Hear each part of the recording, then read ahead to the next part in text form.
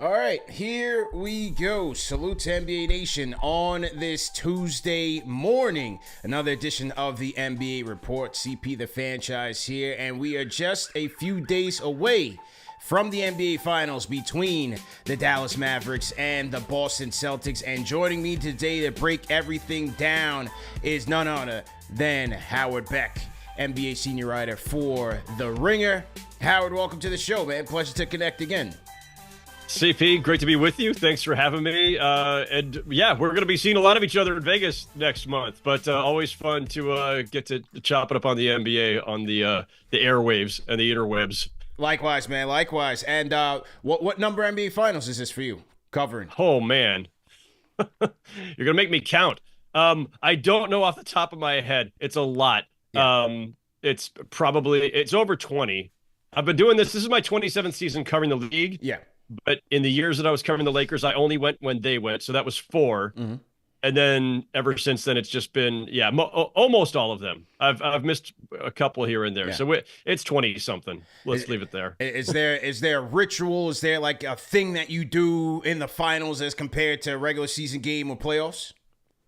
Oh, yeah, I brace myself because it's an onslaught of us. It's too much of us. It is just, it's chaos. And it's it's a happy chaos. And it's great because, one of the fun things is when you're in NBA media, we got a lot of really great people, friends who, it's ultimately a fairly small group overall. Mm-hmm. But you're not all in the same place at the same time very often, right? You see people come and go.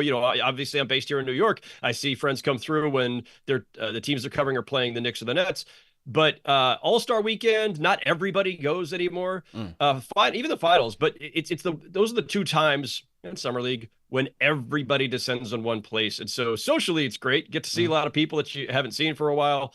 But yeah, the media availabilities become just utter chaos. There's way too many of us in a very small space. And as the numbers increase based on the magnitude of the event, how do you, from a strategy standpoint or from an objective standpoint, how do you kind of prioritize what you want to cover, who you want to talk to when so many people are kind of angling for the same players or people? It's a great question. Like it's not easy. I've always been one who I try to work around the edges if I can, right? If the entire media contingent is going to descend on Kyrie Irving, and they will, and Luka, then I'm going to be thinking, is this a good day to go chat up Derek Jones Jr.? Let's see how many people are around his station. Because the way the NBA will do this is there'll be a main press conference room for like an off day, right? On media day or a practice day, there's a main press conference room. The coaches will both go there. The stars for both teams will go there.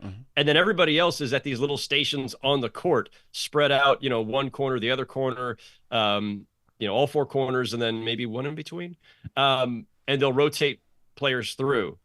So I'm often looking for where's the least number of people? And is there somebody else I can talk to where I don't have to jockey for a position too much? Because after you've been doing this a long time, the jockeying for position part gets to be my patience for it has kind of waned over the years. The road left traveled. I dig it, man. I dig it. And so as we look at these two teams, one team's path was expected, I think, by most people going into the preseason in the Boston Celtics. But the other team in the Dallas Mavericks, I think, some people, myself included, picked them as a dark horse of the West. But based on where they've come from, even last year, I look at last year and, as someone who covers the Knicks and as a Knicks fan, was irate when I saw them tanking to close out the season to keep that draft pick away from the Knicks. They take the draft pick, they draft Eric Lively, and you're like, okay, they needed frontline depth, but they're in a loaded West. We'll see what happens here. They did trade for Kyrie prior to that, and at that time, it was seen as maybe a desperation move by the Mavs to keep Luka happy. They get Kyrie for a lower margin deal than what he's truly worth, based on him being a malcontent. But no one really expected that group to really bring it together. Then they make the midseason trades for Gafford. They bring in P.J. Washington. They get Derek Jones. And then here we go. They have a nice run here through the Western Conference, beating the Clippers, beating the Thunder, and now the Timberwolves. And here they are in the finals. So what's been your impressions of this Mavericks team? Really impressive on so many levels, CP. I think start with the fact that, yeah, they're a fifth seed that made the finals. Now, that doesn't happen often, but this is also an unusual year. They're a fifth seed with 50 wins, and 50 wins in most years, like that's kind of the bar in this league, right? A 60-win team is outstanding, right? And become, very much the favorites to win a title, as the Celtics are at 64. 50 is kind of like the minimum number to call a team a contender, I think, in this league. And even still, at 50 even, it doesn't happen very often. But we are in an age of parity in this league. The gap between the 50-win Mavericks in fifth place and the Oklahoma City Thunder 57 wins and the Nuggets of 57 up top in the West, the gap wasn't big, if at all. Plus, the Mavericks were a much better team post-trade deadline. You alluded to their moves than they were pre. And it's not just the moves they made. It's a lot of things that went right, but they really came together and, I think are better than the regular season record suggested. I don't think I knew that when the playoffs began. I don't think most of us realized that when the playoffs began. I think you could see it coming into focus. You could see that they were playing defense at another level. You could see that Kyrie and Luka really had something great going as a partnership. But I don't know how many people outside of Dallas predicted the Mavericks were going to make the finals. In my own defense, I will say that starting last fall, I was one who said if it was the Nuggets versus the field, I'm taking the field because of the parity, because it's hard to repeat, because the margins between these teams are so thin now, right? But there's no super teams in this era. Yeah. All due respect to the Celtics, they have multiple stars, but it's not a super team. This is not LeBron, Wade, and Bosh. This is not, Steph, Draymond, Clay, and Kevin Durant. Everybody's got most teams have one really great player, one top 5 to top 8, whatever kind of player, and then a bunch of really good players around them. There are no super teams. And so I do think it's the potential to break through for any team that's at least a 50-win caliber team is higher.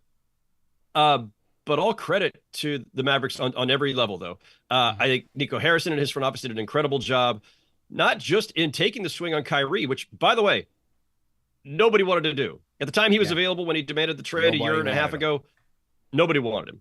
And then they re-upped him, again, at a time when his options weren't great. And I think I looked at it as a marriage of convenience, frankly. They needed another star with Luka. They were willing to take a chance on him. I think that's still the accurate way of looking at it. And Kyrie needed somebody who was willing to pay him.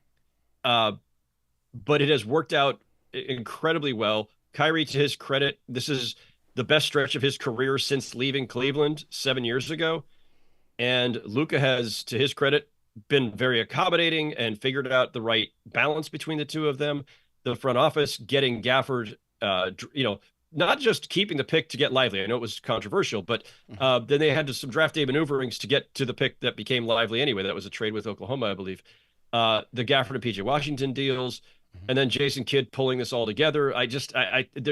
You can't help but praise every aspect of this, and that's what happens when you make the finals. Everything looks good. Everything looks rosy, right? But and when you mentioned the Luka and Kyrie pairing, it was hard to see it working just because in the beginning, everybody saw it as, well, everything's running through Luka, and how will these guys sacrifice? How will they make each other better? But as we've seen in these playoffs, I mean, they've been fantastic playing off of each other.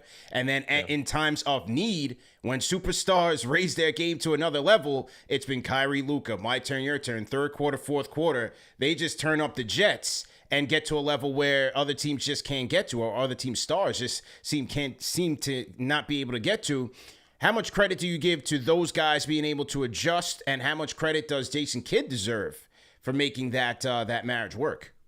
Yeah, all of them for sure. Luka hadn't had a player of Kyrie's caliber with him in Dallas, right? So first they're trying to find a second star and they trade for Porzingis. And there were moments there when Porzingis was healthy where I thought those two looked pretty good together, but Luka wasn't ready to fully empower Porzingis, I don't think. Porzingis had his own, I think, maturity issues at that time and of course, health issues.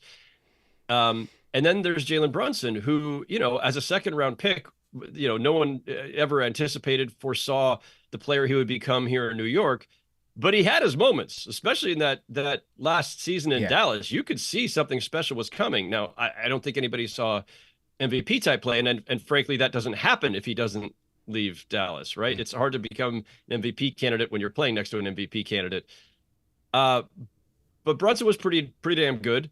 But it's not until they trade for Kyrie, an established superstar, a guy who's hit one of the biggest shots in finals history, has won a championship, been to 3 finals, that I think Luka looks to him and says, like, this is a guy who I'm comfortable deferring to at times, and who I'm going to trust with the ball in his hands, and who I have all the respect for because of his accomplishments, and he's older than me besides, right? Like, I think sometimes you just need it's just these personal dynamics, right? Not every star is going to embrace every other star that they might be teamed with. Sometimes it's age and experience and accomplishments. And Kyrie comes in with that credibility on day one. For all the other things that we may talk about that Kyrie has done on and off the court and the chaos he has created in many places, players really look up to him, and for obvious reasons. So I think it was easier for Luka to embrace him on day one. It still didn't go well right off the bat, by the way, right? Like, let's not forget, the reason that they were in a position to tank out of the playoffs and the play-in and to try to keep their pick last year was because it had gone really badly with the two of them after they first traded for Kyrie. So credit to both of them for figuring out the right balance, for finding their chemistry. And yeah, you've got Jason Kidd getting on them. Look, Jason Kidd is a guy who not only was one of the greatest passers, distributors, point guards, just vision guys in terms of having the ball in his hands and seeing teammates, but he was also somebody who really prioritized defense, and he has done that as a coach. And he's held these two guys accountable. Two guys who, for most of their careers, no one was, praising Kyrie or Luka for their defense. Luka for sure. Kyrie had his moments. I mean, I remember in his Cleveland days, there were times where people would say, like, oh, you know what? When he wants to lock in, we see him do it. Our frustration is that he doesn't do it often enough. But both these guys were generally considered defensive minuses, and they have become good enough that with the guys they got behind them, it's made Dallas a very good defensive team. This is a great point. CP the franchise with the great Howard Beck here. Salute to everybody in the chat once again. Hit the like button, hit the share button, and subscribe to the channel. NBA Finals will tip off on Thursday. And speaking of defense, these guys are going to have their work cut out for them, because on the other side, they will have to travel to Boston to take on the Eastern Conference Kings, the Boston Celtics. And with the Celtics, Howard, I find the conversations around the Celtics to be very interesting, because here you have it. You have a team that's loaded, 1 through 5 loaded, ran through the East, point differential that had reached historic numbers with some of the great teams, some of the great dynasties of this league. But yet and still, it just seems like they're not getting the credit. The people saying the run was too easy, and it just seems like we're waiting for the shoe to fall. What do you think about that? Like, these Celtics just not getting the credit that some feel like they deserve. I think they've won, like, what are they at? They were 64 in the regular season. What's the playoff record? I mean, the record from regular season to postseason is like 72 and whatever, some small number. They've been incredible. It's got to be higher than 72, actually. They've won 3 rounds. It's like 76. My math is wonderful. They have been outstanding. And the reason I think that people still hesitate a little bit, part of it is, yes, look, the East was kind of a mess. Everybody was banged up. They didn't have the hardest road we've ever seen to the finals. But 64 wins is 64 wins, folks. It's legit. And their talent level, we already know, was legit. And I think the hesitancy by a lot of, whether it's fans or commentators, is just that the Celtics have a way of shooting themselves in the foot at inopportune times. And I don't mean this postseason. It's the last several years, right? Everybody thought they should have beaten the Warriors in the 2022 finals, and there were some self-inflicted wounds there. Their playoff failures, last year. And so, even this postseason, every time they lose a game, it's, oh, there they go again. I mean, they've lost 2 games the entire playoffs. Right. Like, I had to remind my podcast partner, my good friend Logan Murdoch, when we were talking about this yesterday, and he's saying, I still don't trust them, and he's pointing to a couple losses. I said, listen, the first Lakers championship I covered back in 2000, it was a best of five first series back then, Hmm. or for a best of five first round. And the Lakers went to 5 as the 1 seed with 67 wins. They had to go to a decisive 5th game against the 8th seeded Kings that year. Yeah. And then in the second round, they were up 3-0 on the Suns and then got their butts kicked in game 4. Like, this stuff happens. And then they had to go, of course, famously 7 games against the Portland Trailblazers in the conference finals. That was a great Blazers team, but still, it happens. Like, these runs to the finals and runs to championships are not always clean. Even dominant teams will, have a hiccup here and there. And so I don't have any doubts about the Celtics, frankly, myself. I know we want to see it when it matters most. That's the test that's in front of them. That's fine. But I'm not sitting here doubting their ability to win the championship or believing that they're going to gag this. They're the favorites. I think they're probably, I don't want to say overwhelming favorites. I'm sure they're big favorites. I'm not a betting guy. I don't know what the odds are, but they have more across the board talent. They have more experience on this stage. They have more just, I think, versatility across the board. They've got more guys who can score. With the Mavericks, it's mostly about the 2 stars in the backcourt. With the Celtics, you've got the 2 Jays, but then, Derek White could put up 20, 25 on a given night. Drew Holiday can do it. Porzingis can do it. I'm assuming health on Porzingis' part. I'm assuming we're going to see him in game 1. So they've got a lot of ways they can go. I think they present more challenges to the Mavericks than the Mavericks will present to them. All that said, when your 2 closers are Luka and Kyrie, I think if you're the Celtics, you don't want this coming down to the last 2 minutes. You don't want this to be a tight game going down the stretch. That's where I think that this thing can change. I mean, I do pick the Celtics, but crunch time, I've got to give the Mavs the edge. But I'm with you, man. I think with the Celtics, you look at Tatum and Brown. I think one has a 66% winning percentage. The other has 64%. I mean, these are 2 young guys, 2 cornerstone pieces that Boston has here. Eastern Conference Finals, 6 out of the last 7 years. So I think they deserve a ton of credit. And maybe in this, ring culture type of discourse that has only grown as, more people have gotten involved in the space, it's kind of diminished what they've accomplished. But look, this is the year for me that they should be able to take it. Now, how do they defend these 2 guys will be interesting. I mean, what do you think, Missoula's game plan may be to take away Luka, because he's seemingly destroyed every single coverage there is out there. No one's taking away Luka, and no one's taking away Kyrie. But the Celtics have a better chance than probably anybody in the league at making those guys less efficient, right? They're going to score. Can you make them less efficient? Can you also, find ways to get the ball out of Luka's hands and make somebody else beat you? You hope that it's not Kyrie. You hope it's like trying to make Derek Jones Jr. or PJ Washington beat you. But those guys can make, they obviously can make threes and make shots. I think where the Celtics are uniquely suited to try to slow the Mavericks offense down and to at least, contain-ish Luka and Kyrie is that everybody can defend on this team, right? You want to start Drew Holiday on Kyrie? Drew Holiday is one of the best perimeter defenders in the NBA. Start Derek White on Luka. Derek White, one of the best perimeter defenders in the NBA. Now, we just saw Luka cook McDaniels with Minnesota, but McDaniels is also a little lighter. If Derek White can't get it done, fine. Switch Jaylen Brown onto him. Switch Jason Tatum onto him. Like, all these guys can defend. And then you've got, depending on how the lineup is configured in any given moment, right? I'm not saying Al Horford is a Luka stopper by any stretch, but like the Mavericks or the Celtics have the ability to switch 1 through 5 when Horford is at the 5. And they also have great rim protection when Horford's at the 4 and Porzingis is at the 5. So now you've got Porzingis guarding the rim at least. And that frees up your perimeter defenders to do a lot more and to take some chances. So I just think that the Celtics have a lot of options and various shapes and sizes of defenders and various strengths among them. That's about the best you can hope for, right? Because again, you're not stopping that backcourt. Yeah, I agree there. And with the Mavs, look, Luke and Kyrie have been great. They've averaged, 60-something points throughout the playoffs.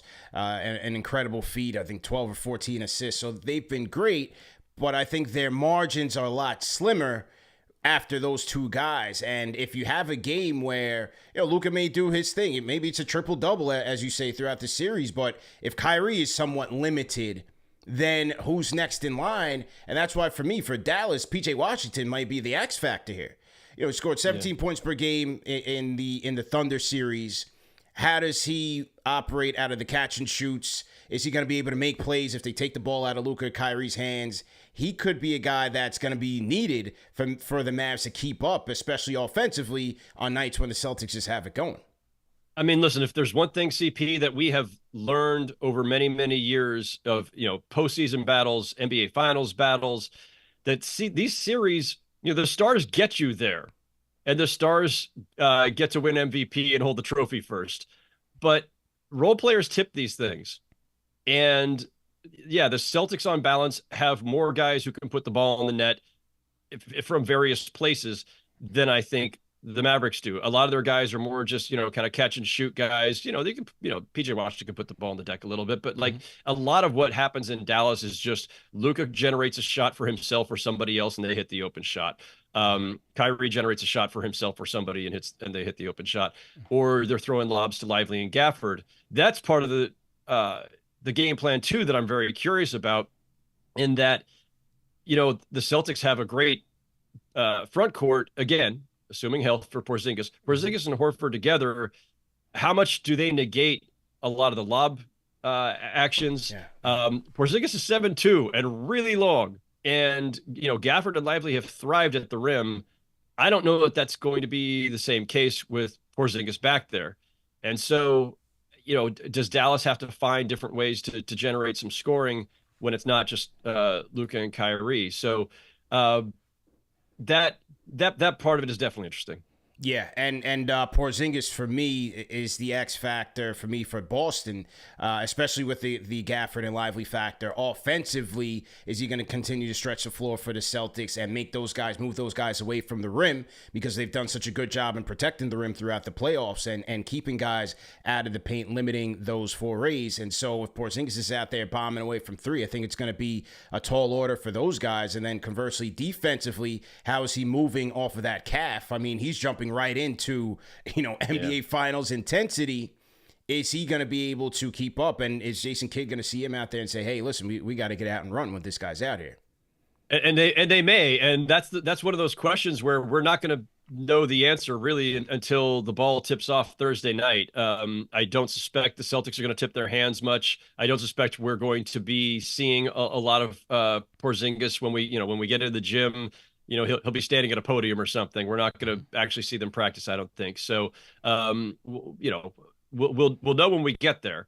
But if Porzingis is anywhere close to full strength, then yeah, like that is a huge, huge element in this series for so many reasons. And by the way, too, we praise the Mavericks for how far their defense has come along. A lot of that has to do with having Lively and Gafford there on the back line and protecting the rim. Well, if they're having to, if the Celtics are playing 5 out and Porzingis is at the 3-point line, now he's dragging your center out there, and that's going to open things up for, Brown and Tatum getting to the rack. It's just, Porzingis presents a different challenge than anyone that Dallas has faced so far. How do you like the coaching matchup in this series? Both coaches, Jason Kidd obviously being a Hall of Fame player, has been in the spotlight for a while, but as a coach, it hasn't always been rosy for him. And then Joe Mazzulla came under fire last year several times, especially in the finals. So yeah, Celtics fans wanted to run him out of town in his first year as a head coach under the circumstance that he came into it with. What do you think about when the coaching matchup in this series? Yeah, I mean, Celtics fans wanted to run Mazzulla out of town. There were plenty of Mavericks fans who wanted to run Jason Kidd out of town within the last year or two also. Right. Like every time that they have fallen short, it can't possibly be, Luka's fault. It's not, whoever else on the roster's fault. Must be the coach, right? So a lot of people want to run off Kidd too. Kidd, we know, has, he won a championship with the Mavericks as a player. Kidd obviously took the Nets to the finals a couple of times. So here's somebody who's very much used to this stage, but as a player, not a coach. It's his first time as a coach. And here's Mazzulla, who I think he's still the youngest coach in the league. And, the last time the Celtics were here just 2 years ago, he was part of Ime Udoka's staff. It was Ime Udoka's first finals as a head coach. So it's a fascinating coaching matchup, just even in terms of how they got here. Jason Kidd, a Hall of Fame player. Joe Mazzulla never played in the league, had barely even spent 5 minutes as an assistant before becoming head coach. And so, that part's fascinating. They're both very reticent personalities. Uh, they don't give you a lot. They're not the most expressive guys. They're not going to sit up there on the podium and spin yarns for you. If you go in as a reporter looking for, a great anecdote, you're probably not going to get it for your story that night because neither of them are particularly elaborate. So it's interesting. I'm fascinated by them personality wise, especially Missoula. Kid, I know a little bit because he's been around a long time, and I've been around a long time. But Missoula, I haven't been around that much. But look, credit Joe Mazzulla for he withstood it all. He's one of these guys who, like everybody says, oh, I'm not paying attention to the outside noise. Like, okay, cool, that's nice. It affects most guys one way or another, players and coaches alike. I think Mazzulla genuinely is just not paying attention to any of it outside of that room, right? He gets into it sometimes with my buddy Gary Washburn from the Boston Globe. During press conferences, there's some funny back and forth. Mazzulla's a little bit like, sometimes I wonder, there's not a lot of sense of humor there. I know there is somewhere because friends have assured me there is, but sometimes taking it all very seriously up there. But I do think he genuinely otherwise does not pay attention to the quote unquote outside noise and stuff. He is just locked in. He's obviously a great basketball mind. Brad Stevens is a really smart dude who was coaching that team himself for many years when he selected Missoula to succeed. Ime Udoka. He obviously knew a lot that the rest of us did not. And obviously it's worked out really well. Yeah, no question about it. And once again, this is CP the Franchise here with the great Howard Beck. Salute to everybody in the chat. Once again, hit the like button, hit the share button, and subscribe to the channel. This is our NBA Finals preview. Mavs and Celtics getting ready to tip off this Thursday. And it's going to be a great series, man. They're certainly looking forward to it. And storylines abound, Howard. Everybody wants to say, whose legacy is going to be impacted by this finals matchup. Is it Luka getting his first ring at 25? Is it Kyrie getting another ring with a second team and, coming out of everything that's gone on with him over the last few years? Is it Tatum and Brown finally exercising their demons and pushing their team over the hump? Al Horford, the longest tenured player and to never have won a ring. Which one is the most intriguing for you? Oh, boy. By the way, as we're talking, I should just note, Sham Sharania from The Athletic just reported that Porzingis has completed multiple scrimmages in recent days and expected to return for game one. So I guess that question's answered, although, as I said earlier, you never know until you actually see him out there. How's the calf holding up? What's his conditioning look like after a month off? All that stuff. I hate to go for low-hanging fruit here, CP, but, I am very curious to see kind of Kyrie versus Boston right off the bat. I just that arena can be really intense, and I'm putting it mildly. I'm gonna just leave it as intense as my adjective for today. I hope it doesn't get ugly, and I'll be curious just to see how the fans handle themselves, but also how Kyrie handles himself. I think this is a different Kyrie at this stage than he was even in Brooklyn and certainly when he was with Boston. And I think it'll all probably just be fine. But when you have these kind of grudge matches, these, player X left city Y, it is coming back and there's this, tension and all this. There's various levels to that. I was there when LeBron first went back to Cleveland as a member of the Heat. Yeah. Ugliest scene I've ever seen him in my career. Security, in 27 years of covering games. It's crazy. Oh my! It was rough. It was uncomfortable, to be honest. Kyrie didn't just leave Boston. Kyrie said, "I want to have my jersey hung up there. I want to finish my career here," and then left. 8 months later, whatever it was. And he didn't just leave. He then came back and got into it with fans and stomped on the logo and all that stuff, and just made it as personal as it could be. And so, plus just the way he performed in his 2 years with the Celtics, I think Celtics fans were just kind of out on him anyway by the time he left. So I'm curious about that. I know that's the low hanging fruit. Porzingis versus the Mavericks is not really quite as spicy. It's just not that interesting. Sorry.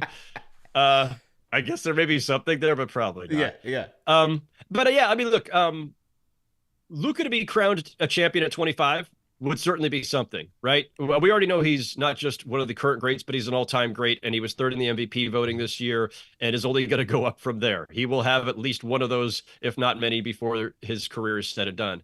And Kyrie getting another championship with a different tag team partner this time would certainly be something. And I think also, I wrote this on the ringer.com yesterday. We did kind of our finals roundtable and the whole legacy talk thing. I chose Kyrie as my answer to who's, got the most at stake in a way, because the last 7 years have been nothing but chaos for Kyrie Irving. And I think a lot of the league was just out on him. And I think everybody kind of felt like, all right, sure, he had some nice years in Cleveland and he won a championship with LeBron, but we're going to remember him way too much for all this other stuff. And now he has a chance to kind of rectify that. And he already has to an extent. Again, I want to be clear. Like, he's been great in Dallas and deserves, I've said this many times. I want to separate the basketball from the personal in terms of redemption arcs. There's a lot of other stuff there that I don't think should be thrown into the redemption arc. But on the basketball side, he has redeemed himself, and a championship would go a long way toward kind of certifying that. And Tatum and Brown, look, yeah, I get it. They've been to the finals and lost. They've been to the conference finals multiple times and lost. Those guys are still in their early primes. The reason that we have high expectations for them and think that, they've got to win it all now is because they already were so far ahead of schedule in making the finals, making the conference finals multiple times, that now it somehow feels overdue. These guys are in their, mid 20s, or the early part of their late 20s, if you want to put it that way. Like, they've got a lot of time left, and it doesn't mean that it wouldn't be a disappointment for them to lose this. They're the favorites. They've got the better team and the experience, but I'm not sure that this is like a make or break moment for Tatum and Brown. Yeah, I wouldn't say it's a make or break for them, especially how young they are, like you said. But, having been to the Eastern Conference Finals 6 or 7 times, they've been to the finals. This is their second one. I think this is the one that they need to get, because you just talked about the animosity between Kyrie and Boston. I think it's going to turn up even more if Tatum and Brown don't bring this one home. I mean, there's so many naysayers, so many critics, and myself included. I don't trust those guys in a big spot, especially Tatum. I don't like his shot selection. I think he gets too passive, too finesse, too three-point happy, and not utilizing his size enough. So I'd like to see that story when those guys exercise those demons, get past it, and hoist up a trophy. And so we'll see how it all plays out, man. So finals prediction for you, Howard Beck, going into number 20-something NBA Finals. What was your prediction? 20-something. When we sign off, I'll go back and count again. I on the website, on the ringer.com, we did this, so I'll stick with my prediction from there. I hate making predictions, by the way. They're silly, but it's what we do. I think I said Celtics in 6. I'll stick with that. If this ended up going 7, it wouldn't surprise me. If it ended up being Dallas in 7 somehow, it wouldn't surprise me. Like, almost nothing would surprise me other than one of these teams sweeping. It's that kind of year. It's that kind of postseason. And as much as I think the Celtics, to me, are clear favorites, I think they have, again, better talent, better depth, better versatility, and the experience on this stage, and home court advantage, of course. All that said, we are to a point now where we should not be underestimating the Mavericks. They have defied all expectations and predictions multiple times. They're here for a reason. They're really freaking good. That backcourt is nearly impossible to stop. And as much as I think the Celtics are well suited to defend them, easy for me to say, harder for them to do. So we'll see. But yeah, I'll stick with Celtics in 6. And my side prediction to all of this is that I will average at least 1 lobster roll per day while I'm in Boston. Are they better in Boston than they are here in New York? I've had them several times out here, man. Are they better in Boston? I think just the fact that you're in Boston and it feels like a Boston. It's like when I've gone to Maine, right? Like a Maine lobster roll just feels different because you're in Maine. The lobster was like right over there just 5 minutes ago in the water, and now it's on my plate in a buttery roll. There's something about that. Like, I'm close to the Red Hook Lobster Pound. I'm out here at Carroll Gardens, and the Red Hook Lobster Pound's a 10-minute walk away. They've got fantastic lobster rolls. Recommend them to all my fellow Brooklynites in this corner of Brooklyn. And nothing to knock there, but they're getting those lobsters from like a daily, truckload from Maine, I believe. Yeah. And so, it's just something different. And to me, it's just a Boston thing. Like, even, ever since I started going there, it's always kind of the hunt for the best lobster roll. And of course, every place there that does lobster roll says like, oh, ours is the best. There you go, man. Well, safe travels. Enjoy it. And we'll catch up in Las Vegas, man. Sports Missus Classroom. We'll be there teaching the media and broadcasting wing, hosted by Bobby Marks. So going to be looking forward to a week in Vegas as well, man. So see you soon. Yeah, no, we're going to have a great time. Thanks for having me on the show, CP. Appreciate it. Absolutely, man. All right, ladies and gentlemen, that was the great Howard Beck of The Ringer, man. Salute to everybody in the chat once again. Hit that thumbs up button for you boys. That was another NBA Report production, man. Great job by Howard, and I appreciate you guys for tuning in. Wanted to touch on a little bit more, but he's got to run, man. He's busy. He's got to go cover the finals. So he did write a great piece on the Knicks, on the Leon Rose regime that I wanted to cover. But we didn't have time. We wanted to give the finals its proper coverage, and I thought we did just that. So make sure you guys like, share, and subscribe. Also, tomorrow, we will have my guy, the great Derek Harper, on the show. We're going to touch more on the Dallas Mavericks and their stellar season, and we're going to talk some Knicks with Harp for sure, man. So make sure you guys tap in on the NBA Report. That'll be tomorrow at 12 o'clock. For my Knicks fans, over on Knicks Fan TV at 12 o'clock, I just spoke about Bobby Marks. We're going to have our off-season guide with Bobby Marks, ESPN's resident general manager. We're going to break it all down, man. Free agency questions, trade questions, draft questions, you name it. So make sure you guys head over to Knicks Fan TV after this and hit the notification bell. Thanks to everybody for tuning in. Gambit the Bard, I see you, man. Ari from Taiwan checking in with the peoples, man. Eric Ward, salute. Jason, salute. Lou Lara, thanks for coming in here. Walter Torres Jr., peace. George Jones, appreciate you, man. J Rose 712. Kareem Alston Rosales, G5 Weez, Corey Mitchell, Akeem, salute, man. Armand Dutta, salute to Armand in here. Hand check Harper, Ari from Taiwan. Salute to Ari, man. Salute. So, yeah, man, what do you guys think? Leave your finals predictions in the comment section, and I will respond to it. Looking forward to the NBA Finals, man. And big announcement also on this channel, Kenyon Martin will return to the NBA Report, and we will be doing live post-game show after every game. Highlights, analysis, caller reactions. Call in and talk to Kmart, man. We are the only podcast, the only post-game show offering you a chance to speak to 15-year NBA veteran and former NBA All-Star, former #1 draft pick, Kenyon Martin. So take advantage of it, man. Call us up, 657-383-1509, or you can hit us up on the NBA Report Discord, man. So that is that for today's show. And, yeah, man, we will see you guys at tomorrow on the NBA Report and later on for Knicks Fan TV, man. We out of here. Peace.